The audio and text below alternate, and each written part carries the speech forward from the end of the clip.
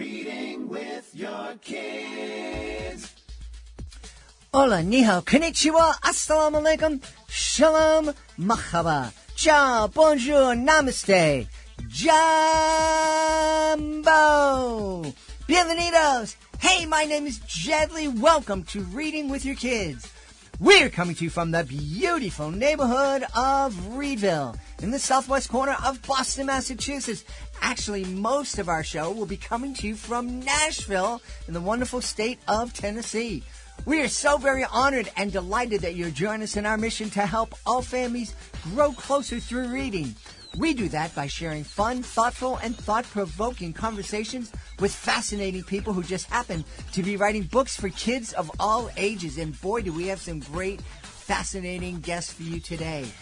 You can help us in our mission by telling all of your family and friends about the show, letting them know that they can hear us on the WREB AM/FM 24/7 radio network, and they can find us on the iHeartRadio app, Spotify, Apple Podcasts, Good Pods, Amazon Music, Podcast Addict, CastBox, Player FM, wherever you find your favorite shows.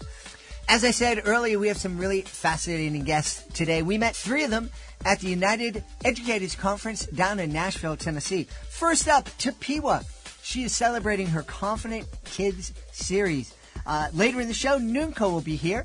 The title of her book, I Celebrate My Skin. Uli Nagle from Energy Detectives will be here later on to tell you how you can get free copies of Energy Detectives for everybody in your class or in your school or in your homeschool group. I'm going to top off the show by listening back to an interview I had with one of our Nashville friends, Phil Joel, telling us all about redwoods and whales. Are you looking for a creative way to bond with your kids? Let me tell you all about Drawing with Your Kids, the ultimate destination for artistic adventures. Join us as we dive into the wonderful world of children's books with renowned illustrators guiding you step by step. From beloved characters to whimsical scenes, unleash your imagination and create cherished memories together.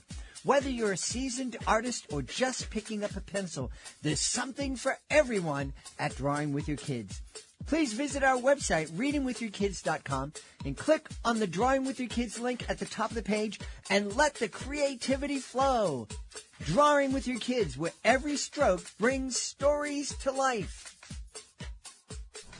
We are back at the United Teachers Conference here in Nashville. Nashville is such an amazing place. It's so much fun. There's so much great music and so many great people, like my new guest, Tapiwa. Tapiwa, how are you? I'm good. How you doing? I'm doing great.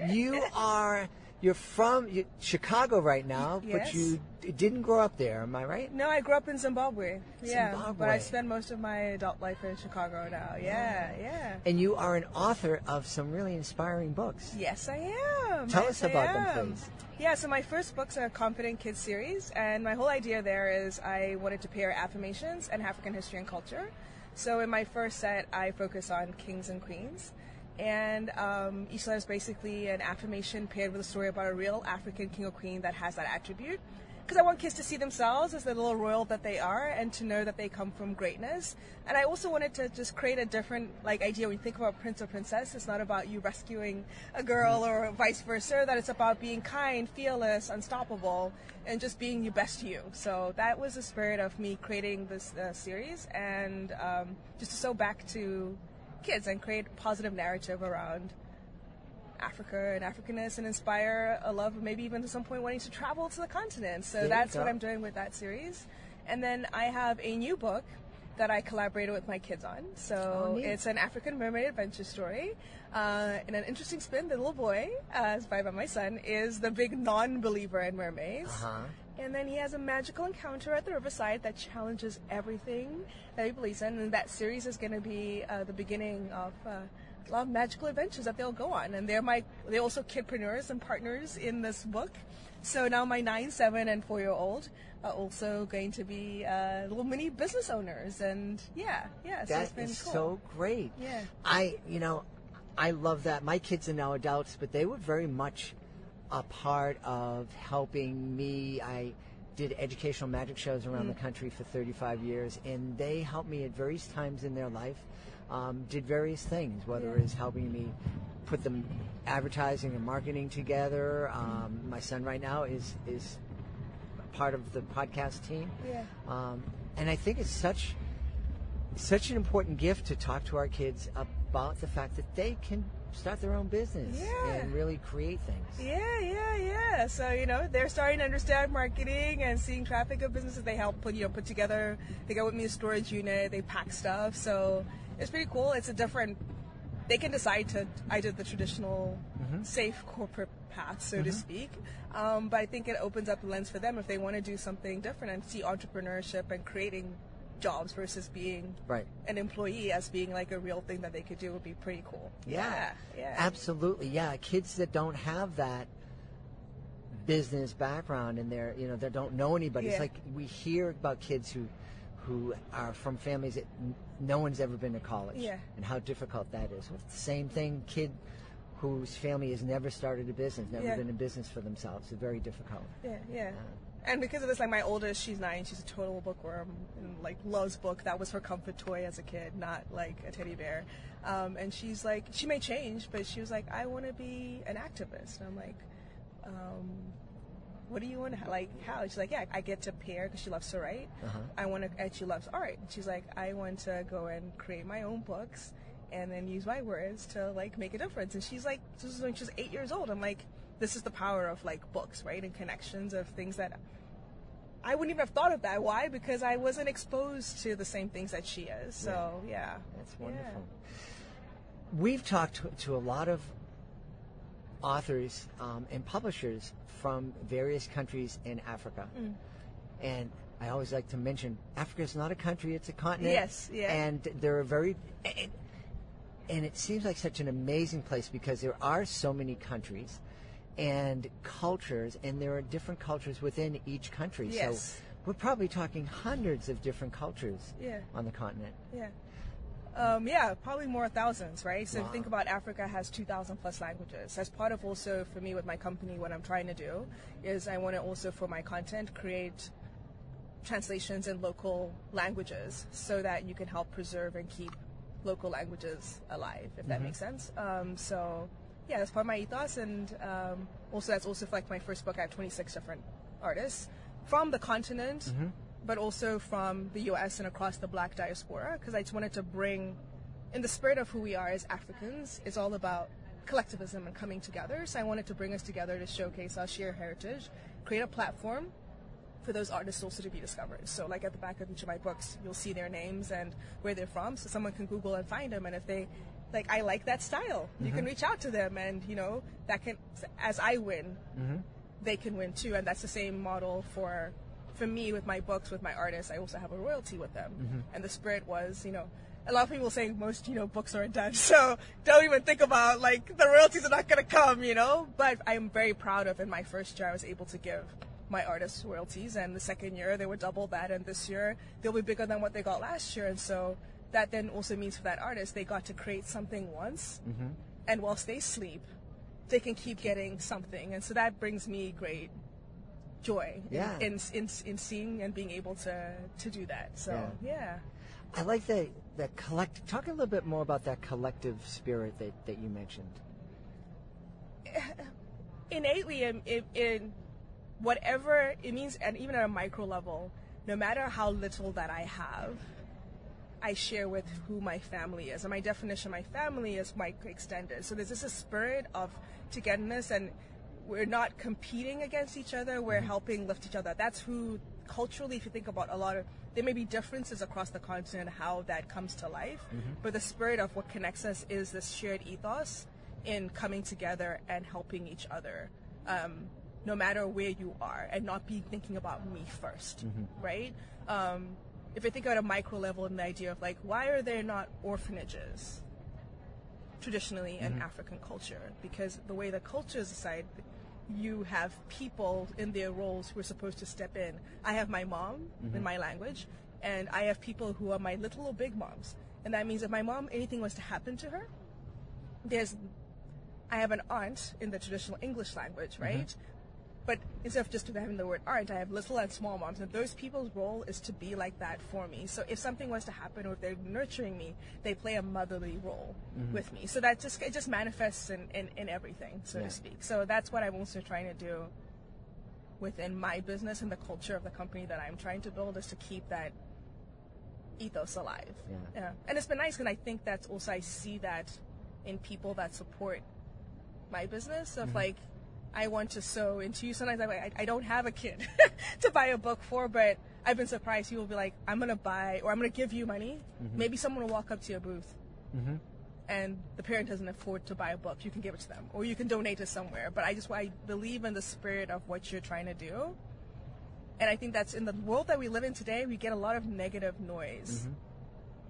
I think en masse, like, there's more positive people, I think, and so it's just nice to be able to, even for me to receive it from the people that I'm trying to reach, going back and showing that same spirit. And they're not necessarily African, right? It's just the goodness of people, I think, inherent in that. I love that. I agree. I think there are more positive people. The problem is it doesn't sell. And that's such a shame. I think authors like you and the other authors that we've met here, and that I've met around the world, because the children's literature community, the kidlit community, is so supportive. That is the thing that that has fueled Reading with Your Kids for 7 years and 2,000 episodes. They're so supportive of each other and so helpful and willing to share and celebrating other authors' successes. It's really beautiful. Let's figure out a way to teach the media, the mainstream media, that you can make some money doing this. You know, it doesn't have to bleed to lead. Right. Yeah. What inspired you to start? Because you mentioned that you were corporate, had a corporate gig. What inspired you to take the step to become not only a children's author, but an entrepreneur of children's books and starting this business? So I'd always, probably over 7 years ago, I've been saying I wanted to leave corporate and do my thing. I didn't know what it was, but I wanted to do my thing because I wanted to build a different... I loved my experience in corporate for the good and some of the not so great, but it was learnings for me. But I was like, some of the things I didn't like about being in a corporation and the politics, or people having to like interview for a job to like get a better job. I wanted to create a company where like you just pay people what you think that they're worth, and they don't have to go and do this little dance with you and you try and maybe not grow too fast or become too big, that you can preserve the ethos of what your company was, because as you get bigger, sometimes it gets more challenging. So I wanted to go and do my own thing and also have the freedom to not have to go and ask someone when I go on vacation, right? Those are some of my... So I knew I wanted to leave. I never set a date, per se. So 7 years later, my corporate colleagues will laugh and be like, you've been saying you're going to leave, you still haven't left. And when I had my daughter, it became much more challenging now, like balancing work and home life. And I still had this desire to do it. That's when I also started to foray into writing. I actually started creating this series when I was pregnant with my son, who's my youngest. He's 4 now. That was when George Floyd was murdered and killed. And I was crying. If you remember the time in the country, it was a lot. And I was crying a lot, and I woke up at 2 a.m. in the morning, and that's when I had a vision for the series. And for me, this is my truth. I feel like God was telling me, don't just cry about it, do something to sow back. My name, Tapiwa, means gift from God. And so I believe like this series and this content I'm creating is my gift back to the world. Like we all come here. Yes, I created great brands. I made a lot of money, but I feel like that was like my seasoning.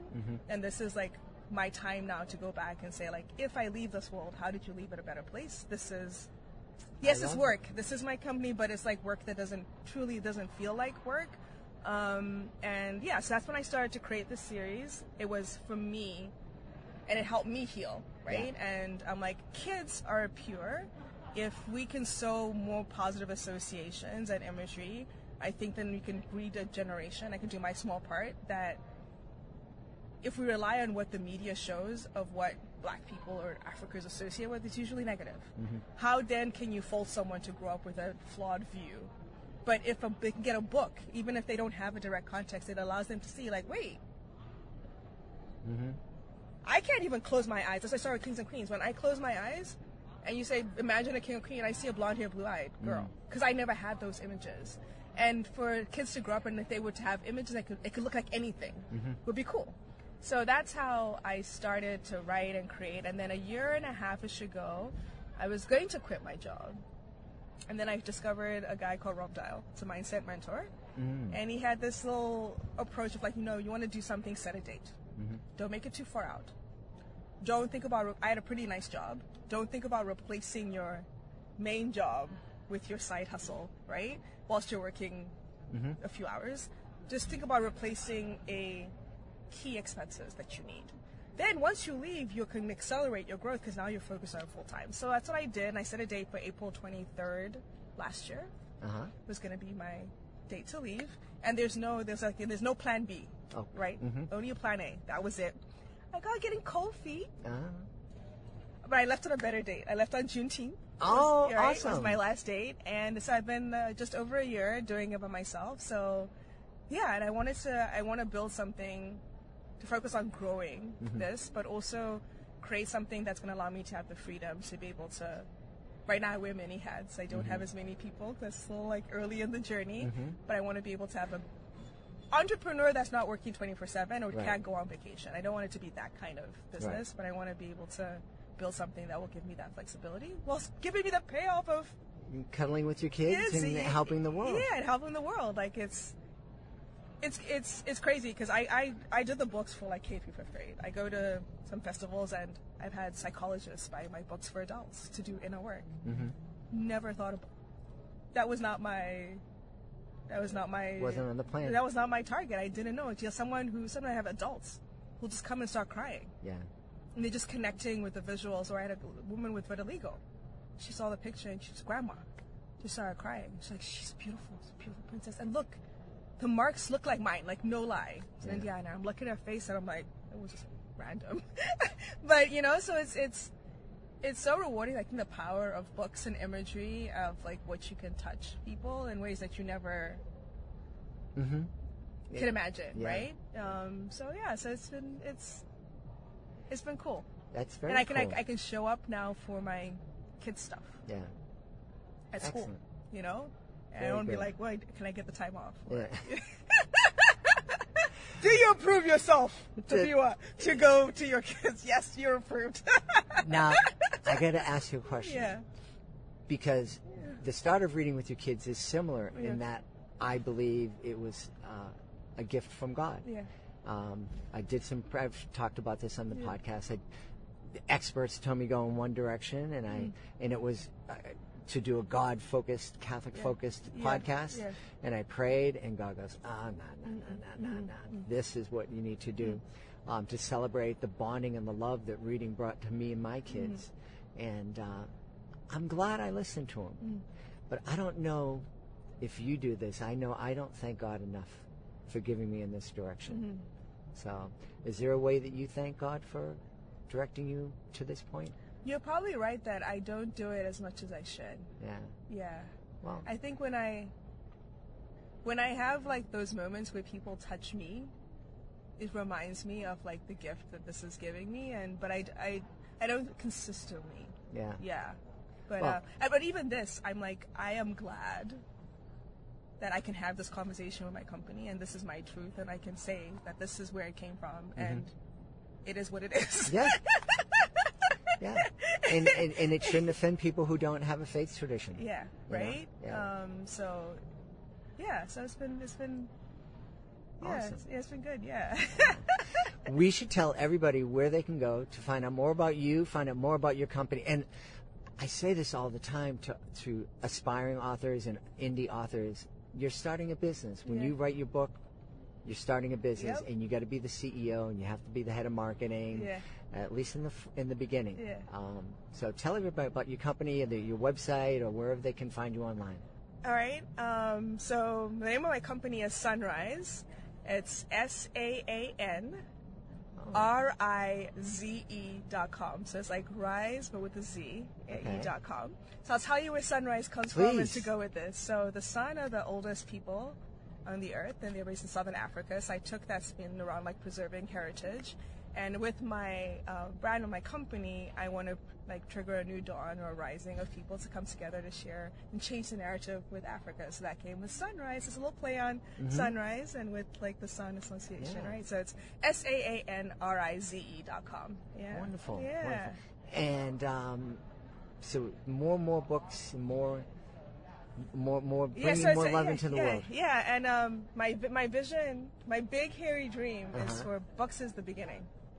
My big hairy goal is kind of to have a people-powered Afrocentric Disney type experience. So it'll move towards things coming to life and merch and there. So yeah, and I say people-powered. I haven't figured out what the business model necessarily will look like exactly, but the idea is similar to the royalties. Like, how do I create a structure where whoever I partner with or my customers in some way that we can financially benefit as well together. Yeah. I don't know, so you heard it here first, folks. You heard it here first. Right. So when you go to that theme park, say, I heard this a lot. Can you give me a discount? Right. Thank you so much for being on Reading with Your Kids. Thank you. It was great to be here. Thank you for inviting me. It was really cool to meet you in person because we met on a Facebook. Well, I know you from a Facebook group. Yeah, well, that's from the cool. children's space. Yeah, it's cool. Thank you. You're welcome. So cool. Hey, I want to take a moment to tell you all about a fantastic book that belongs in your family library. Astronaut, Aquanaut, How Space Science and Sea Science Interact. Written by our Dean of all things STEM and STEAM, Jennifer Swanson. Journey from the deepest trenches in the ocean to the farthest humans have ventured into space and learn what it takes to explore these extremes. You might be surprised by how similar the domains of astronauts and aquanauts really are. This is a fantastic book, one of our very first Reading with Your Kids certified great reads. Astronaut, Aquanaut, How Space Science and Sea Science Interact by our Dean of all things STEM and STEAM, Jennifer Swanson. We are at the United Educators Conference down here in Nashville, Tennessee. Isn't it a beautiful city here in Nashville? It's amazing. Absolutely amazing. The culture, the music, I am loving it. Yeah. That is the voice of Nunko. She is here as she's an author. Tell me about your books. Yeah, thank you for having me also. I appreciate it. I am Nonkubina Nadumete, and I write children's books that celebrate individuality, celebrating different cultures, and they're mostly geared towards elementary students. I do believe it's very important to start social emotional learning early on children so that they understand and celebrate who they are just the way they are. It's a beautiful, beautiful thought. Why do you think we need to teach that? It would seem like that should be automatic. Yeah. I mean, the truth is we're growing up in a very different environment. Like America, we have so many influences, social media, and there's just a lot around us that kids, early, when they're elementary, they're still absorbing, learning, and getting getting education around who they are. Mm-hmm. And so I think teaching it is so important because you're almost giving it an emphasis that it's important. Mm-hmm. You want to hold on to this because otherwise kids are going to be absorbing everything else.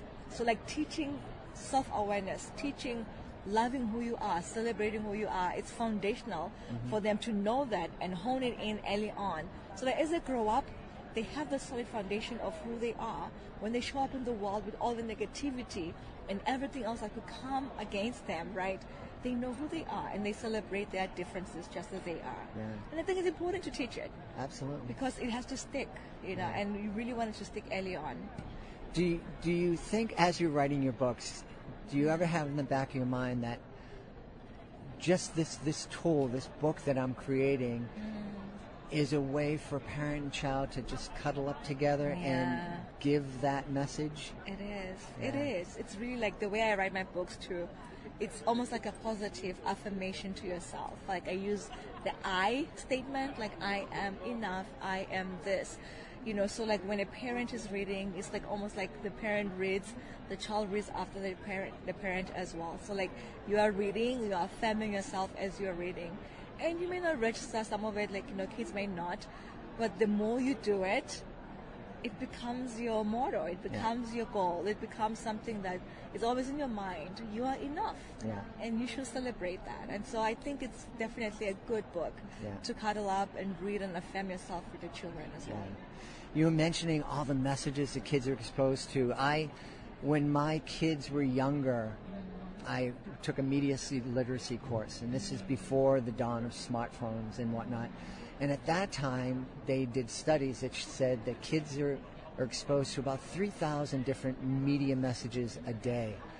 I imagine that number has quintupled. It's just the messages and the negative messages and the way the country right now is split, purple versus red or blue, and having that foundation of I'm loved. This person that I think is the most important person in the world loves me. That's pretty cool. It is, and I think when you talk about messages too, like as a human nature, as a human race, we are so wired to feed in and take on negative, right? It's very easy to take on a negative thing. Even if somebody says something negative to you, you don't have to be a kid to take that, right? Like negative sticks, like anything negative sticks, and I think that's why media and the messages really hone into the negative because it sticks. And then the positive, right, you have to hone it in.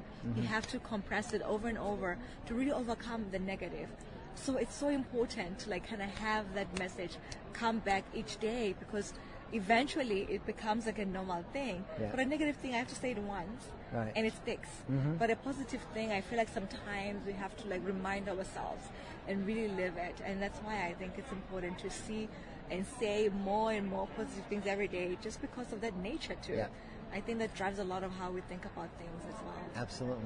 Yeah. So I don't think we told the audience the name of your book. Yes, I have a few books. Okay. We're going to actually move. You don't see us, but we're going to move to the front of Nunko's table. And it's beautiful, by the way. The colors are so vibrant. Yes, and it is really, my first book is I Celebrate My Skin. And I intentionally chose the illustrations to make them vibrant, realistic, because I wanted every child to recognize themselves in the book. I see little kids when they open the book and read it, and they're like, oh, this is me, this feels like me. Different races are represented in the book. And I think that's very important. So I Celebrate My Skin is my first book, talking about how we're all like a rainbow, right? When you look at a rainbow, you don't say, oh, I just like the red in the rainbow. I like the rest of the colors, not so much, right? You like the holistic view, the beautiful colors coming together in a rainbow. And this book is talking about that, how we love the rainbow as it is. We should love our skins just the way they are, because we make that rainbow with our diversity as well. So it's a beautiful, very vibrant illustrated book. And then I said my voice talks about the way we can use our voice. We are here talking to you right now, sharing my story. But this dancers, this gymnastics, the swimming, everybody has a way in this world to show up and represent who they are and say something, about who they are to the world. Doesn't have to be one thing. So my voice really talks about that, the beauty of all the different voices that we all have and how we should celebrate and embrace that. It might be different. It might not be the common thing that everybody's doing, but it's your voice. Celebrate it as is. And so that's what this book teaches. That's so neat. I never thought of gymnastics as a voice. I did magic in schools for 35 years. I never realized I used my voice, but I didn't never realize that the magic is part of my voice. So cool. Right. I think of the voice, it's like a statement that I don't have to say it, but it's just who I represent, who I fit in, right?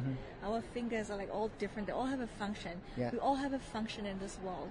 Magician, right? It's a way for you to embrace who you are, your unique skills, your interest, and what you stand for, right? It's really in a way, gymnastics, same thing, right? It's a way of expression of what you love, who you are, how you fit in this world, how you show up. And so I think a voice is beyond the spoken word. It's our action in so many ways that we don't understand and realize. I love it.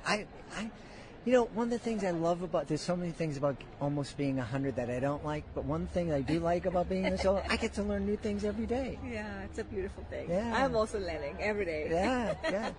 So you also have A to Z Music Celebration. Yes, it's a coloring book that has like different musical instruments around the world. Teach a little bit about different cultures as well. Dances, talk about Mali, Ethiopia, Madagascar.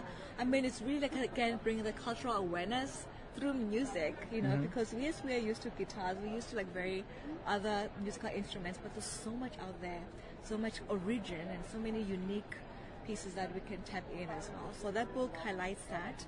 And then I have an affirmation book, talk about positive messages to yourself. Daily affirmation, a coloring book where kids can say affirmations, they can color, they practice them as well. Yeah. So everything that I write and do is really all about putting that positive message to who you are, celebrating and embracing who you are, and feeding yourself with positive messages as well. Where did you get all this positivity?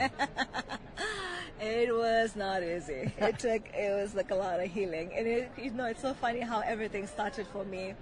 It was through a healing process. I just lost my father in 2017, and it was a process. Yeah. I mean, I just was lost, and I didn't know who I was without him, and I had to figure out. And growing up in Africa, you go through a lot of trauma that you just bury and just be determined to make it, right?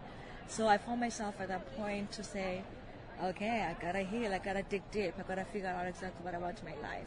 I was a first-time mom as well that year, so it was a lot for me. Like, you know, of course I just lost my father, and then I had a new life that I had to love and take care for. But I wanted different for them, right? For me, it was like 30 plus years to get to the point where, who am I? Who am I? Like, am I worthy of celebration? But for them, I want them to know that early on. So it was almost like it started with positive messages to myself. You know, during this process, I was like digging deep and healing. And it just became positive messages for them, for the kids out there. And as I go to schools, as I talk to different children, you know, like their eyes lighting up when they see somebody who looks like them in a book represented. It's the difference, it's the impact that really keeps me going. And really, when you're positive, you see the world very differently.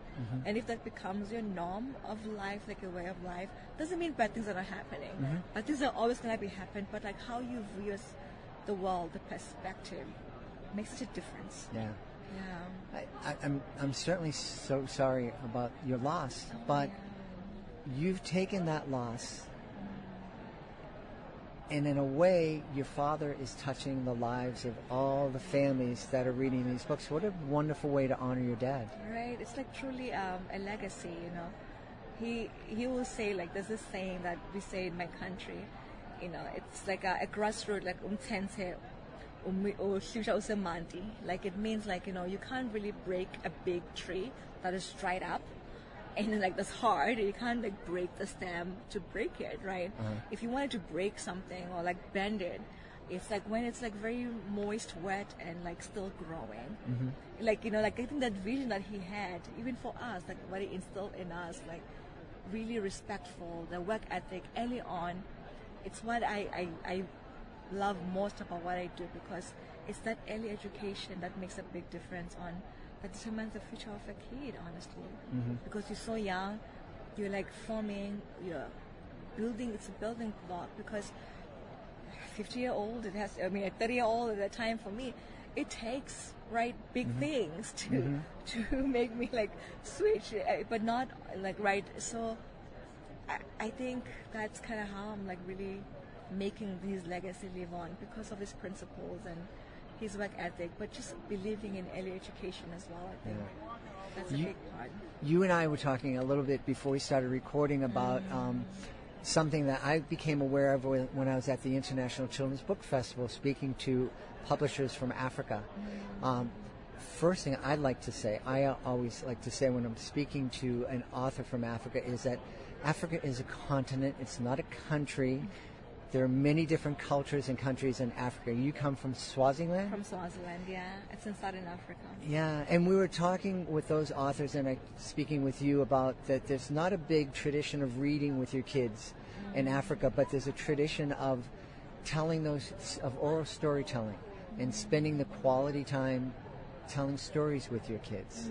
Can you talk a little bit about how that drew you closer to your parents? It did. Like, I mean, I think storytelling is like one thing, like when you are by the fire, like, you know, sometimes you cook outside, but you're by the fire, like you're waiting for the water to boil before you can put your maize meal or your corn meal, as we will say it, in there, right? Like, it's like to pass the time, like no TV, right? Storytelling was just like a norm, like a natural thing where even my dad, like that's how they passed our ancestry, like the stories, things that they did, we learned it through storytelling. So it's a very foundational but a very important way to like bond and kind of get to know about your parents, what they did, how they got to where they are, our grandparents, all of those things. So it's like a very big part. And you know, we don't own books, like, you know, for at least for my case, like as a child I didn't own a book until I was like first, second grade, really like working on reading. So, but storytelling is something that it's a very important part of our lives. Even before we go to bed, I remember my sisters will be like telling stories until we all fall asleep, right?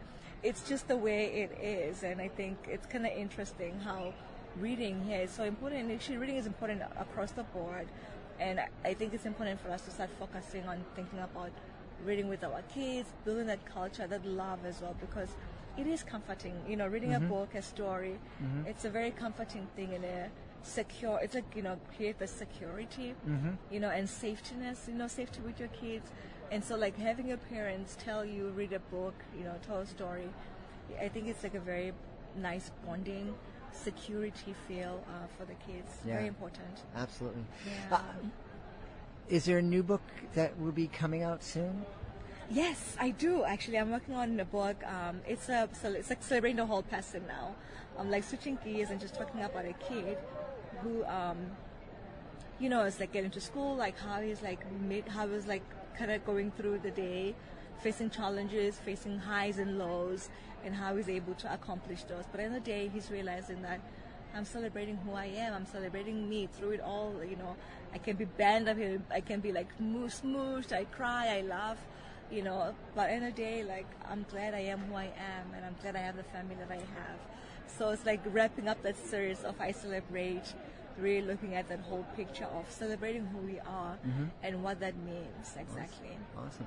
Well, I would like to tell you that when that book is ready, we want you back on Reading with Your Kids. Of course, I would love to. Awesome.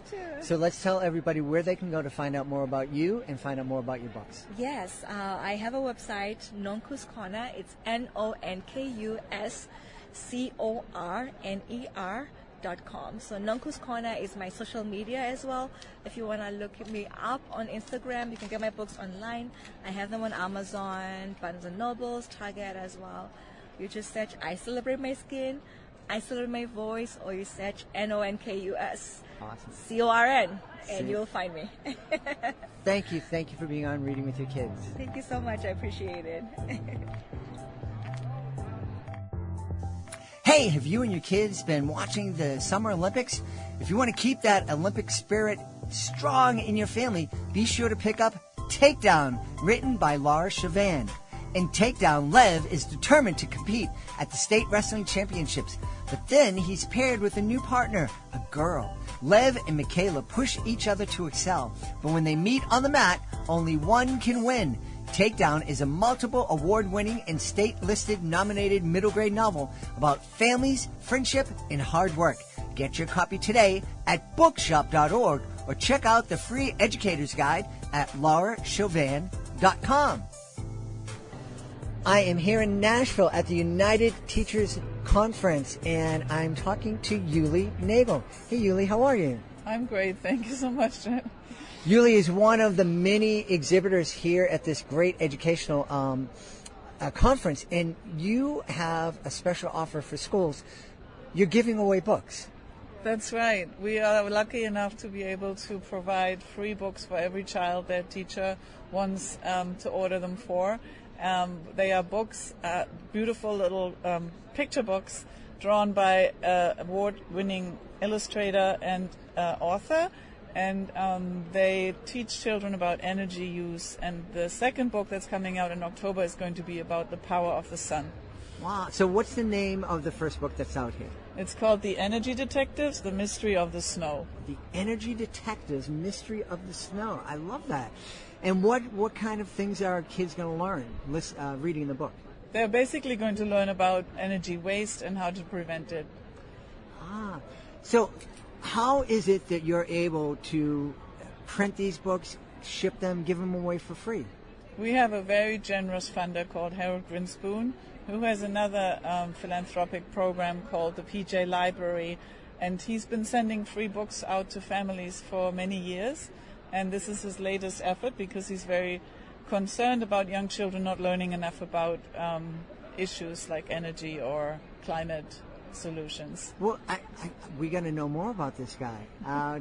Tell me what's his background? Does he just have a love for kids? And he does. He definitely does. He also made a lot of money in the building industry or in the rental business, and so he noticed that a lot of buildings were wasting energy unnecessarily, and it always bugged him because he felt, why would you throw money out the window literally when there's easy things you can do to prevent it and not only save money but also reduce pollution. So he just felt it's important that young people, as early as possible, just get a mindset to be aware of these kind of things. So what kind of things can a young kid do to conserve energy?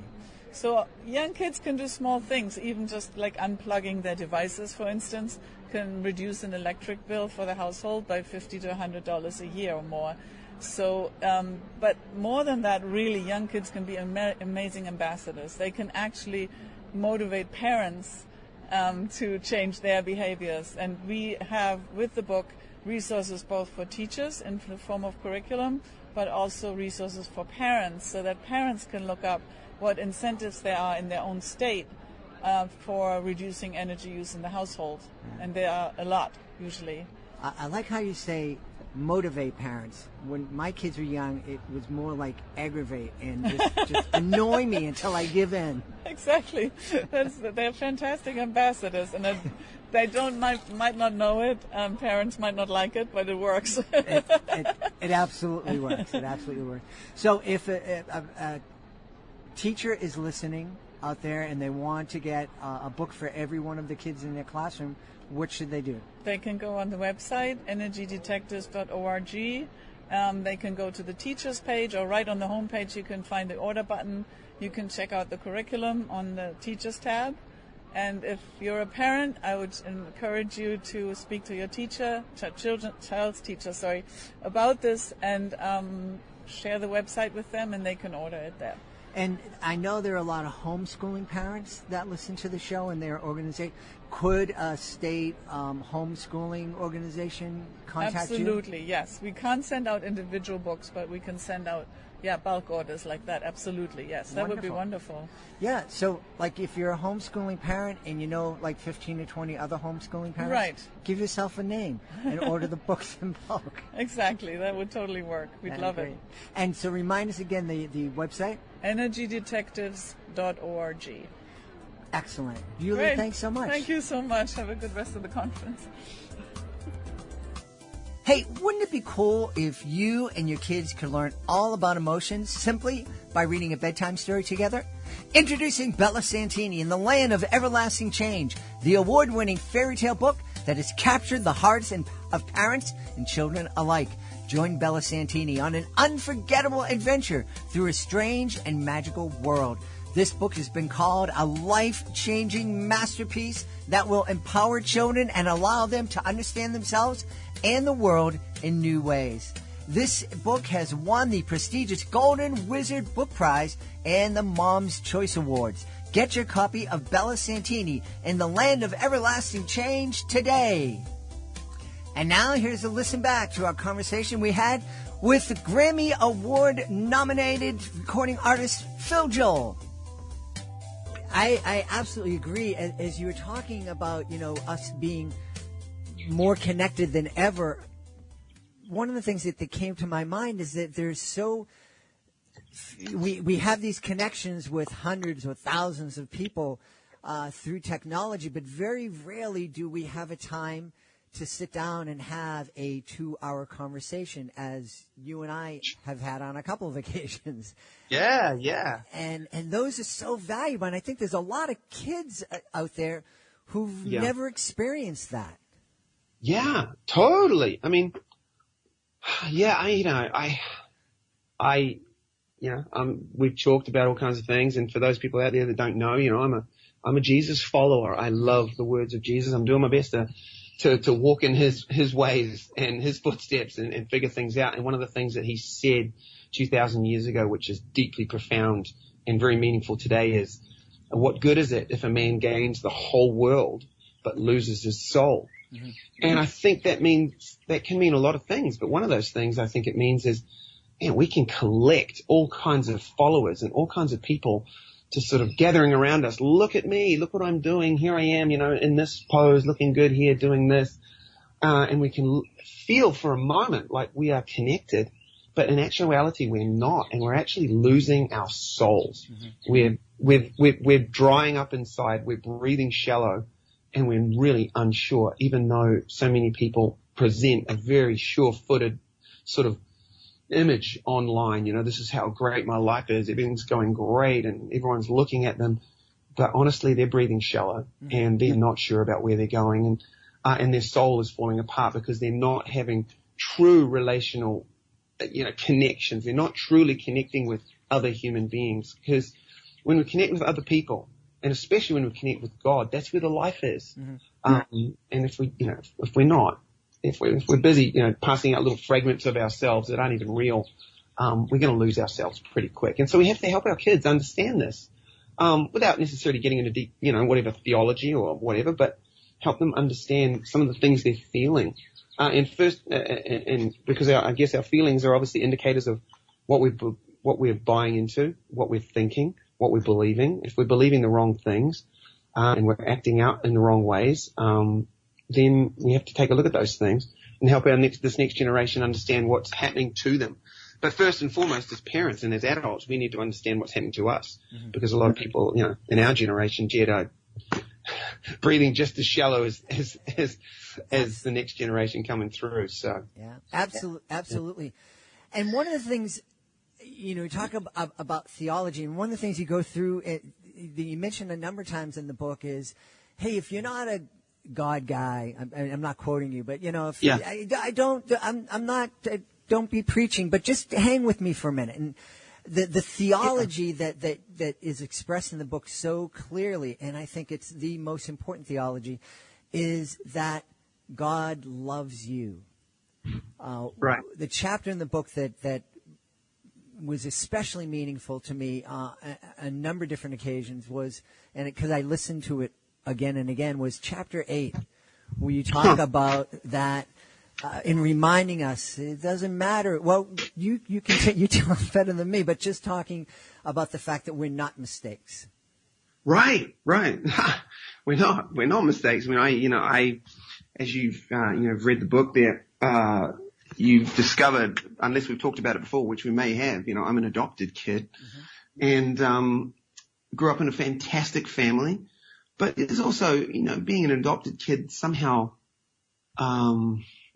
there's often a sort of an underlying feeling of, I'm not really meant to be here. I don't really belong. I kind of just happened by mistake. I'm really happy that my life is what it is, and I'm glad I'm here. But it's just I just made it somehow, by the skin of my teeth. Here I am. But so you have this underlying sort of feeling, and at least when you're adopted, you're kind of aware of that, because you're like, I not by circumstances due to my own hand or my own, but I made it to Earth, but it was not the regular sort of way, I guess. You know what I'm saying? Yep. So it's kind of right there and identified. Well, obviously I'm not going to feel connected as much as some others, but it's not just a adopted kid phenomena. It's not just a kid in the foster care phenomena. I think so many of us just feel like we don't belong, feel like we're not really meant to be here. We don't really have a purpose. We're just a bunch of sort of cells just bumbling around on this planet, and we're not even sure, we're not sure if we're meant to be here and if we have a purpose greater than just eating, sleeping, and watching TV or whatever, Mm-hmm. But the reality is, God is real. We've got to get that locked and loaded. God is real. God is good. God knows who we are because He created us. We're not mistakes. He knit us together, fashioned our hearts, and knows exactly who we are, knows what makes us tick, and He really, really likes us. There's those three things we have to get locked and loaded in our heads. And it's easier said than done, I think, sometimes, but the truth is the truth. And so the truth isn't afraid of our questions. We can ask, what am I doing here? Am I meant to be here? The answers are there. And as we cry out to God, He will show us. He will answer us, and He'll speak and show us that we are actually loved, that He does see us, and that He does get us. That's kind of one of the core messages in the book, honestly, that we are seen, that we are understood, and we are loved by God. Because if we don't understand that and we don't dwell on that and allow that to just sort of really permeate into our souls, then we're going to look for that from other places. And this, I'll say this next generation, but I'm saying I think it's all of us. Sure. Yeah. We're all looking to be seen and to be understood and to be liked. And that's what social media promises, Hey, here I am. Look at me. Look what I'm doing. Do you like it? Do you get it? Can you give me a good thumbs up? Can you give me a 5-star rating? So unless we get the good stuff from God, we're going to try and get it from other places, and those other places will just leave us breathing shallow, That whole desire to be seen is something that is really, I've become very aware of it in the last couple of years. My wife and I run a ministry to a homeless shelter, and it's very simple. We serve desserts on Friday nights, and we have a team of folks from our parish, and we take turns. And the guests at the shelter, and it's one of those shelters of last resort. These guys have been invited out of every other shelter in the city, and this is the last one. And it's a pretty dreary place. There's 200 or 300 guys in there in all different circumstances. Yeah. And they love the cakes and the cookies that the parishioners bake, and they love the ice cream that we serve. But what they love most of all is when we look up and we look in their eyes and we say, "Hey, nice to see you. What can we give you?" And we smile and we tell them to have a nice day. And it seems, someone listening to that might just think, "Oh, that's just a lot of hokey," but it's true. Mm-hmm. Totally true. That's in us. Mm-hmm. We want to be. We kind of need to be seen. I mean, we were created to be on this planet, and to be aware of others, and for others to be aware of who we are, and it's fine. It's totally fine to, because it's in us to desire to be seen, and we know it when someone says our names. Said, "Jed, hey," what, from across the crowd, someone calls out your name, "Jed, how you doing?" Mm-hmm. You'd be like, "Hey, yeah." There's something in us. It's good. We're connecting. We're resonating as, human beings. But the greatest need for us is honestly for us to understand that God sees us. Mm-hmm. If we can settle that and get settled in it, and it's a lifetime discovery, I think, of settling into the fact that God is very, very real and very present and sees us and is very involved and wants us to acknowledge Him in all our ways. We hope you've enjoyed this episode of Reading with Your Kids and that it inspired you to make sure you listen to the next exciting episode of the show. We also hope it inspires you to subscribe to the show wherever you find your favorite shows and write a review. A 5-star review would be amazing. It's a great way for people to discover the show and help us in our mission to help all families grow closer through reading. We'd also love for you to visit our website, readingwithyourkids.com. So much there for you to find and discover. We have our great blog, our certified great read wall of fame authors. You can find out how you can be a guest on Reading with Your Kids. I want to thank the folks who made today's show so wonderful. Of course, we're going to start by thanking our guest, Tapiwa. Nunko, Uli Nagle, and of course our listen back with our friend Phil Joel. Want to thank my team. First off, I want to thank Christopher Doherty for joining me in Nashville and allowing me to go out and explore and get those great interviews that we heard today. Fatima Khan is also a great member of our team, as is Rory Grady, Judy Hu, Stella Cheray, Hannah Bosange, Alyssa Montiero, Julia Lipman, Devin Hill, Riley Oluwu. I want to thank my beautiful wife for all the support she gives me. Most of all, we all want to thank you. Thank you so much for taking the time to join us today, and as always, thank you so very much for taking the time to make the world a better place, and you do that every time you read with your kids. I'll be looking for you in the next episode of Reading with Your Kids.